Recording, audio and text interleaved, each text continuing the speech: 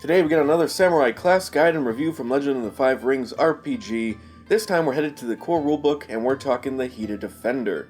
The Hida Defenders are the frontline shock troops of the Crab Clan. Best clan, hashtag Crab Clan for life. Typically massive people decked out in massive armor wielding massive weapons. It is their job to go toe-to-toe with the worst monstrosities the Shadowlands has to offer and knock them on their ass.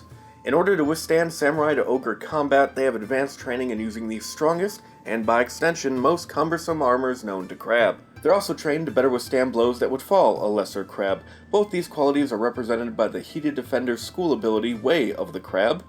You may ignore penalties of cumbersome armor, and you are better at dealing with critical hits in general.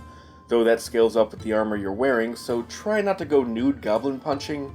Unless you're into that sort of thing. When you're not busy smashing or being smashed and barely noticing, you might be throwing out one of your numerous leadership-themed shuji talking techniques to help buff or reposition your party members. Or, probably do some other stuff. I didn't read them all. Or you could help your team while smashing with Lord Hida's grip. Grab a larger enemy and hold them for your buddies to wail on, and you can do some damage yourself too.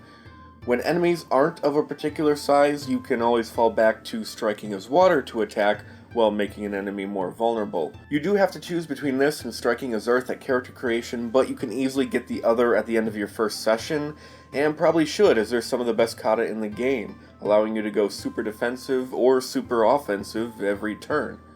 From a pure gameplay perspective, it's hard not to pick Hida family. Their skills are most conducive to the Defender's playstyle, and picking Earth from there will give you maximum ring flexibility moving forward, because if you go past the maximum, you can just put excess ring rank wherever you want.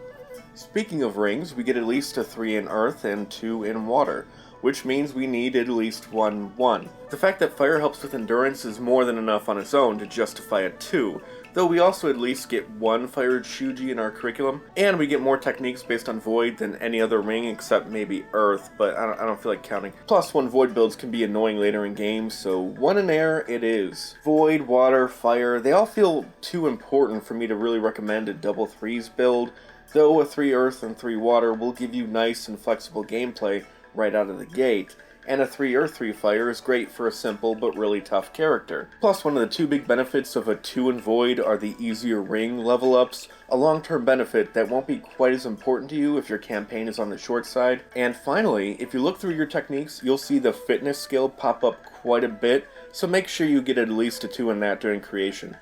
You might be able to get a 3. I haven't checked. You should check. Alright, bye.